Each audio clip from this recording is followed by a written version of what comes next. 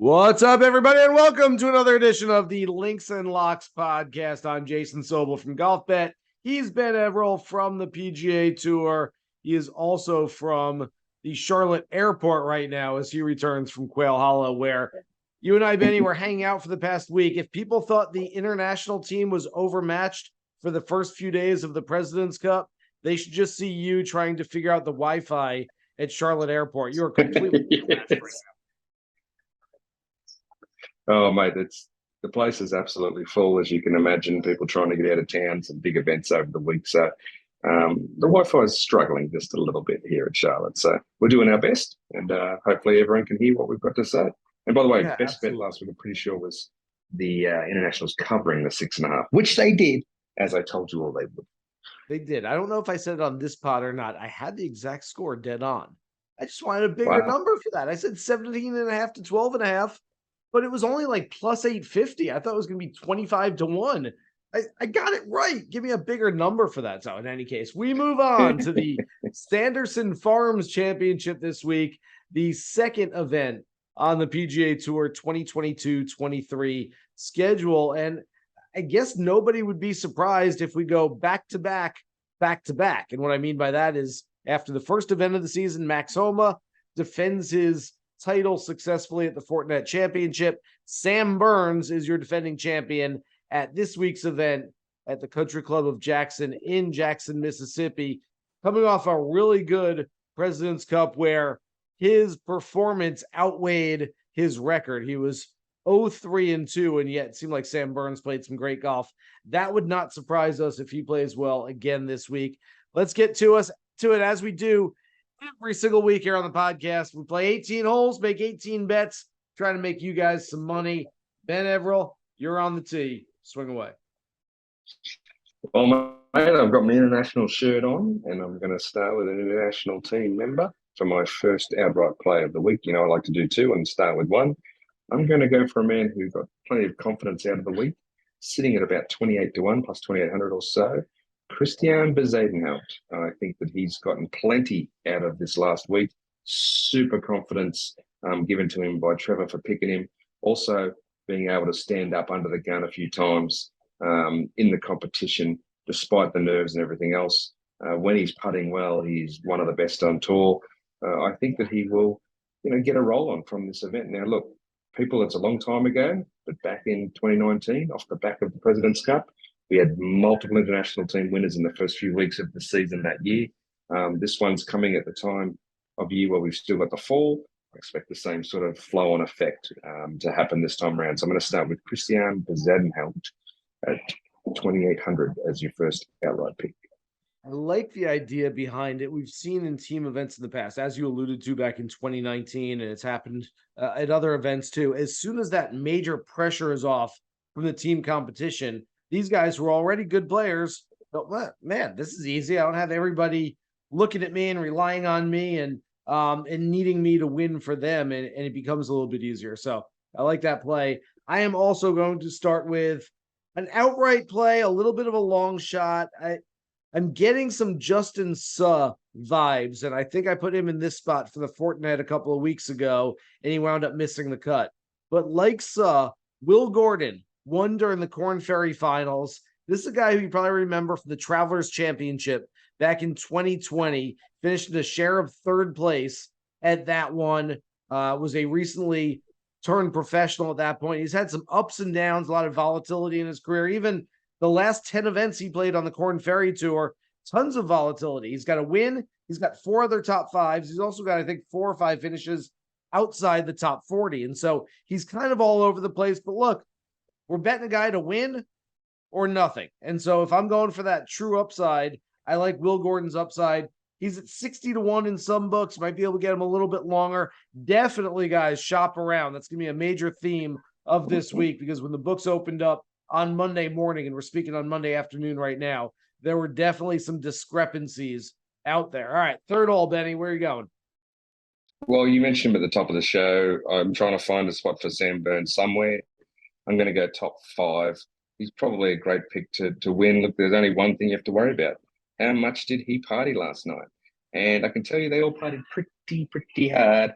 on both teams last night in Charlotte. How well is his recovery going to be? That's what's to be seen. But I think you're right. I think he played some brilliant golf, and it didn't show if you're just looking at his results on the scoreboard.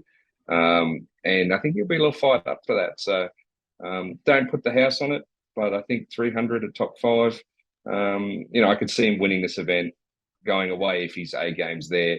He's not my overall pick because of where he's been the last few weeks, last few nights. But I wouldn't be surprised if he does play great. Yeah, I kind of feel the same way about Burns. And again, it feels like it could be a repeat of what we saw from Max Homa a few weeks ago. He's certainly the best player in this field, so no one would be surprised if he goes out and wins this one again. I'm going to go with a much bigger number for my top five. Matthew Neesmith is a player that on a regular basis, I think holds a lot of value. He was 30th on the PGA Tour in strokes gained on approach shots during the last PGA Tour season, above a lot of big name guys, above a lot of guys that we think of as really good ball strikers. What that means to me is the baseline is already there. We need just a few good putting weeks for him. I believe if it's going to happen, it's going to happen on Bermuda greens. This should be the perfect golf course for him, other than, say, a Harbor Town or an RSM Classic. Really like Matt Neesmith this year. And at 20-1 for a top five, I think that's a smash play this week. Okay, yeah, I wish I could find something to argue against you there, but nothing comes to mind, so not a bad one. I was thinking, though, I'm going to throw an interesting one that is complete contradiction to my first two picks at you.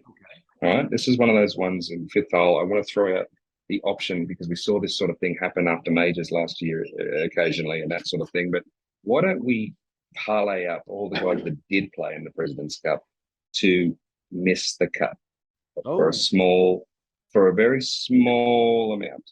But if you parlay those up, you're going to get some big numbers. Anyone that played, I've just said my winner and my top five in the last two picks. Simply but two if players. you want to, yes, but if you want to flip it the other way, put just $1 or $2 on them both missing the cut. Okay, so we're now 5 holes in, and Ben has completely contradicted himself, going with Bezuidenhout outright and Burns the top five, and then fade Bezuidenhout and Burns. That's what we're talking about? Just together. I want you to get good odds for them both to miss the cut. Okay. And I was going to throw Munoz in there, obviously, but he's withdrawn this morning. So okay, that takes a little effort. But look, I just think that they're either both going to play amazing or they're not going to turn up at all. So that's my cover, right? Like I say, go for the plays that I've called.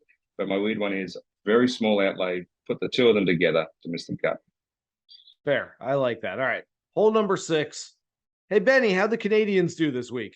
Yeah, it wasn't I good. felt sorry for the boys. The only two it wasn't players good. not to Corey get at least Connors, half that a was as point. bad as I've seen the Corey Connors. I walked with him for a bunch of holes.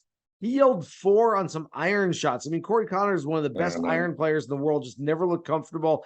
Taylor Pendrith, I thought, hit it pretty well, but ran into a couple of buzzsaws out there. And so they each went 0-4.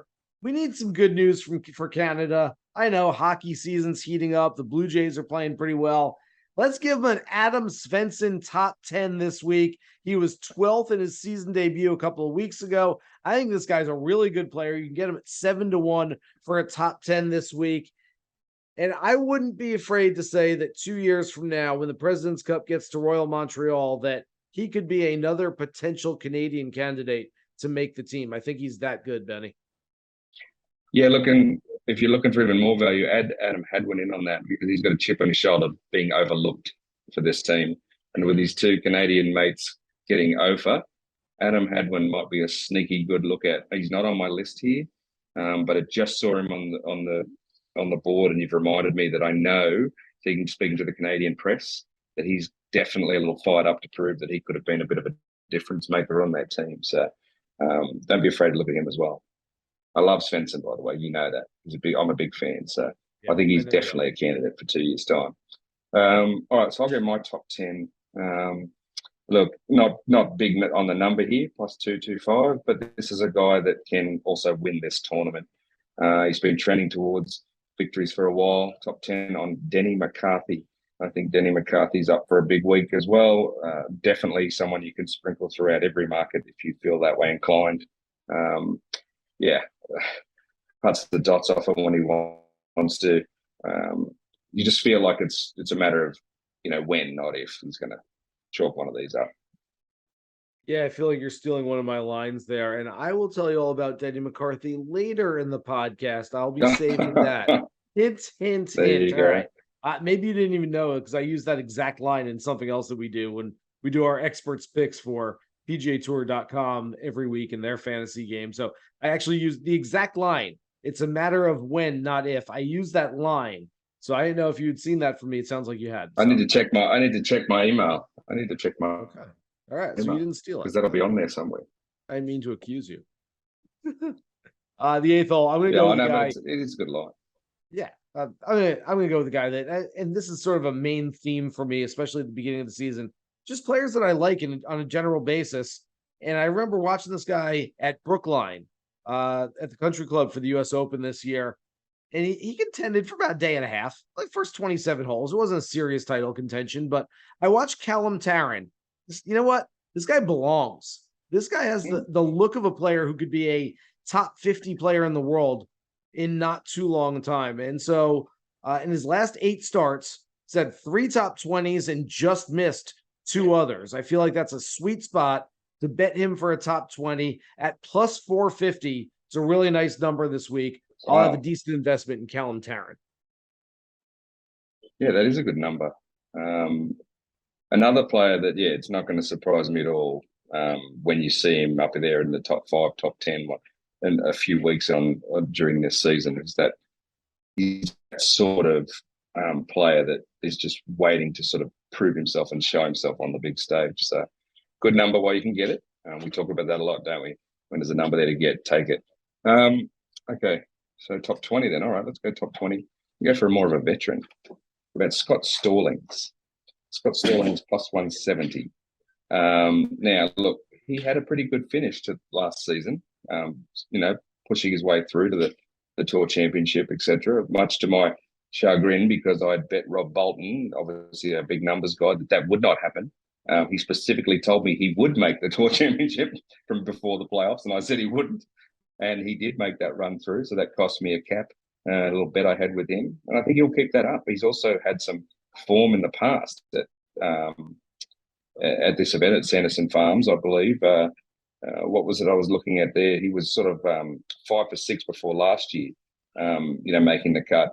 It had a couple of top 10s there as well, I believe. So Scott Stallings, a veteran with a bit of form coming in. I think plus 170 top 20 is a good bet. Well, Benny, as we make the turn, we go from the front 9 to the back 9, and I'm going to tee it up on hole number 10. And you see my little index card right here. And as we say all the time on the podcast, we do not talk about these things. We don't talk about anything before we get on this podcast. So you don't know what I'm picking. I don't know what you're picking. And I have right here, number 10, 10th hole, Scott Stallings. I'm picking him for a little bit different bet. First round leader. I'm going to attack him at 45-1, brimming with confidence and momentum coming off his first, as you said, Tour Championship appearance, the 10-year anniversary of his victory here at the Sanderson Farms Championship. I like everything about Scott Stallings. This should be a really nice sweet spot for him. I'm looking for him to attack and go low early. Of course, we're recording on Monday afternoon. No tee times yet. We'll see who has the early tee times. Might give them a little advantage, but hey, PGA Tour, if you're listening, I'd love to sneak Scott Stallings into like a 7:56 a.m. tee time on Thursday. That would really help.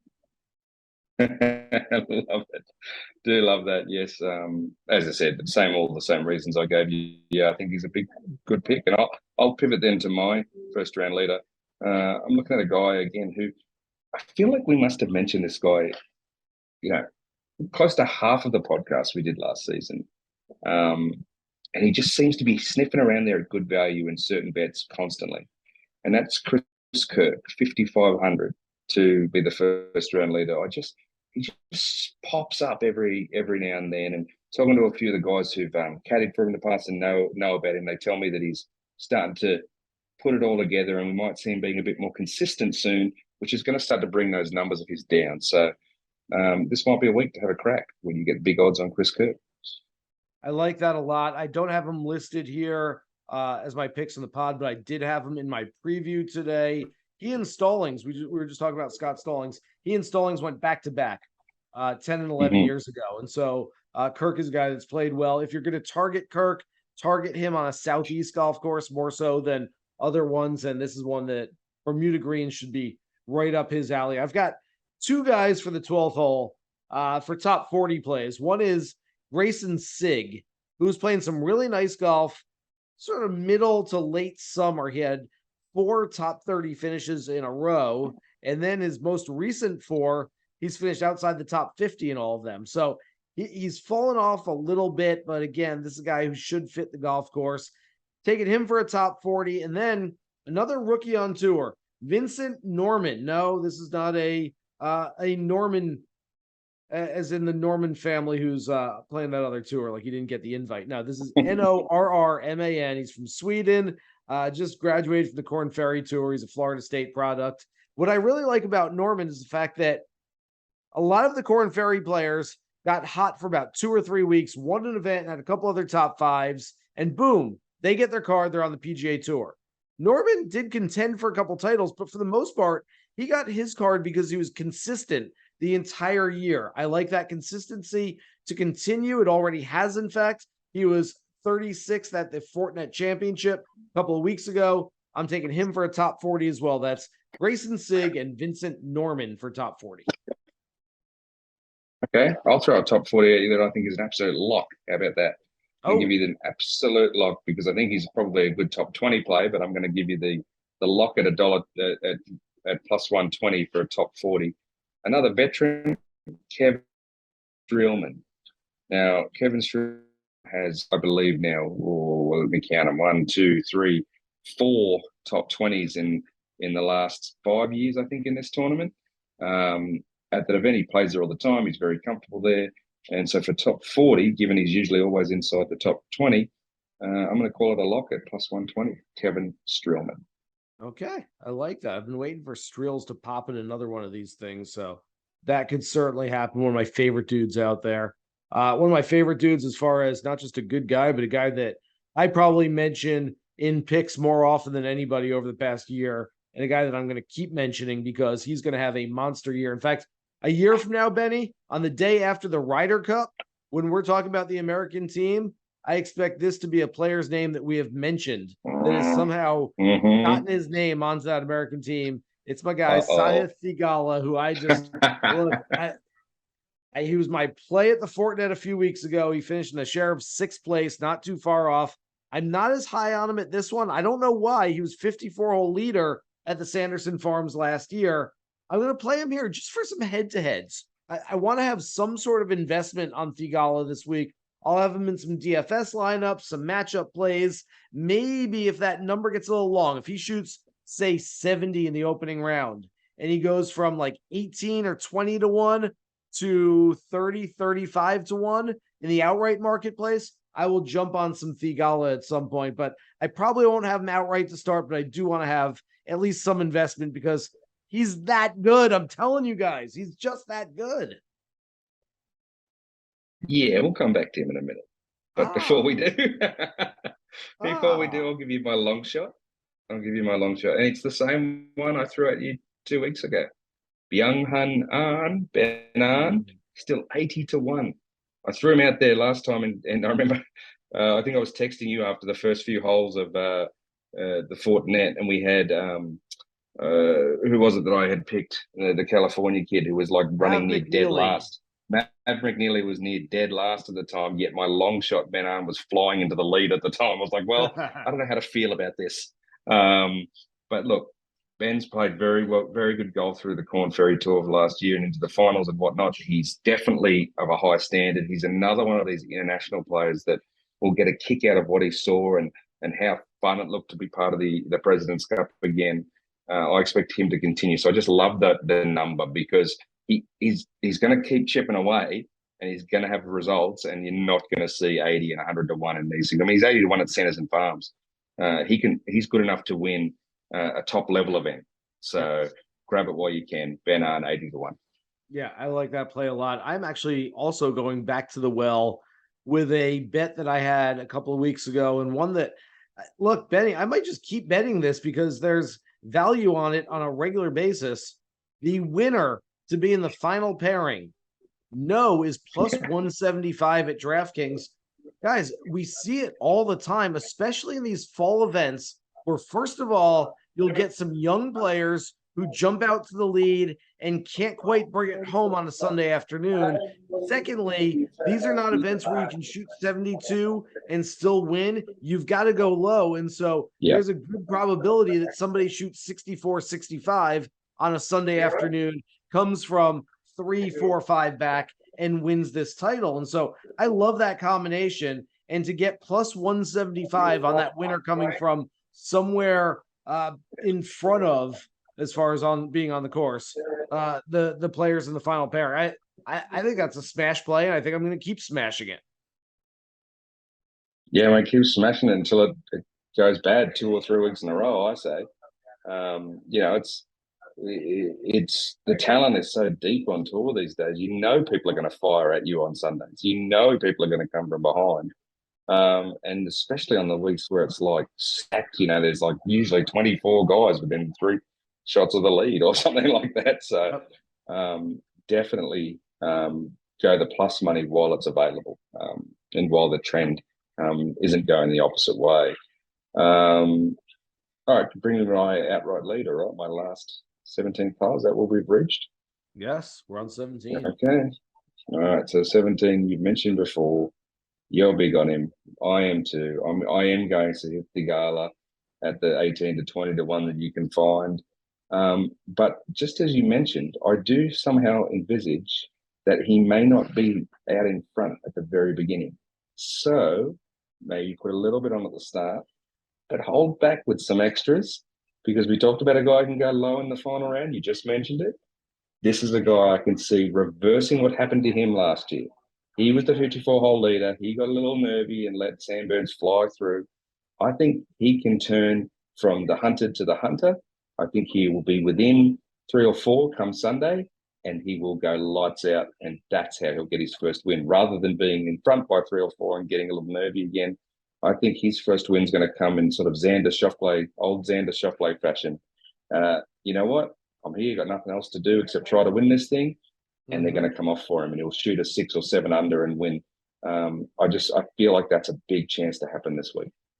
I'd love to see it. I wouldn't love it as much as I would love my next player to win. 18th hole. My favorite outright play this week. You mentioned him earlier, Benny. I do like Denny McCarthy. His odds are bouncing all over the place. You can look him up at Bet365 and find some good odds on him there. But I think McCarthy is a really strong play this week. Over the last 4 years at the Sanderson Farms, 17th, 6th, 18th, and 7th. That means he is certainly trending in the right direction, and he does like this place, Benny. Yeah, I just looked up your email, as you said, you'd mentioned him earlier, and you sure have said that. You've mentioned his finishes. You've mentioned that we know he's a great putter.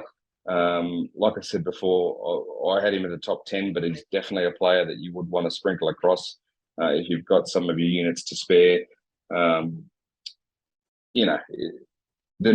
experience he keeps getting from being close is going to put him in great stead at some point. So these ones, while not easy to win, are lack a little in the depth department. So it'd be great for him if he can knock one of these off. And then again, he's the type of player though who could win one of our bigger elevated events as well. So big future ahead for Denny. I like your choice.